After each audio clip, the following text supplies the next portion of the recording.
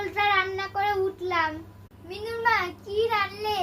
এই তো দিদি, মিনুর মা বা একটু মাংস আনলো, তাই একটু রান্নলাম। এই তো একটু আগে ডিমের ঝোল রেঁধে আসলাম, কালকে মাংস ছিল তাই ফ্রিজে ধুয়ে দিয়েছিলাম, সকালবেলা খেলাম।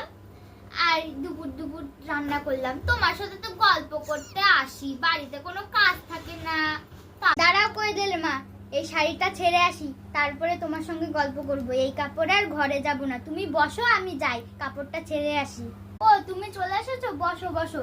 জানো, পাশের বাড়ির অমৃতর মেয়েটা বলে পালিয়ে গিয়েছিল, আর খোঁজ হয়নি, আবার কিছুদিন পরে বাড়ি আসলো। তুমি জানো? না গো মিনুর মা, জানি না। আমি তো তোমার কাছ থেকে খবরটা পেলাম, তার আগে তো আমি জানতামই না যে ওর মেয়ে পালিয়ে গিয়েছিল। এই মিনুর মা, চলো একটু ঘুরে আসি, দেখি কার বাড়িতে কি হচ্ছে। চলো না, যাই একটু। না না গো কোয়েলের মা, আমি যাব না, একটু পরে ওর বাবা মিনুর বাবা খেতে আসবে। না তুমি যাও, আমি যাব না, একটু পরে খেয়ে দিয়ে যদি টাইম পাই তাহলে যাব। ঘ্যাম হয়েছে তাই না? যখন আমাদের বাড়ি আসবে না তখন দেখো, পাকা বাড়ি হয়েছে বলে একটু বেশি ঘ্যাম ওনার। এখন কারোর বাড়িতে যেতে চাই না, কারোর সঙ্গে পাড়ায়ও বেরোতে চাই না। সবার ঘ্যাম হয়েছে, কেউ পাড়া থেকে বাড়ি থেকে বেরোই না, শুধু আমি মনে হয় একা বাড়ি থেকে বেরো। কাউকে বলি, সে আসেও না আমার সঙ্গে, একটু ঘোরেও না। হ্যাঁ, সবার ঘ্যাম।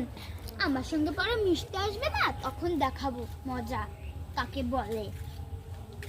বাবা, ওই বাড়িতে অতগুলো চটি কি আসলো, আমাকে তো কেউ খবরও দেয় না যে কার বাড়িতে কতজন আসলো, আমাকে একটু ডাকও দেয় না।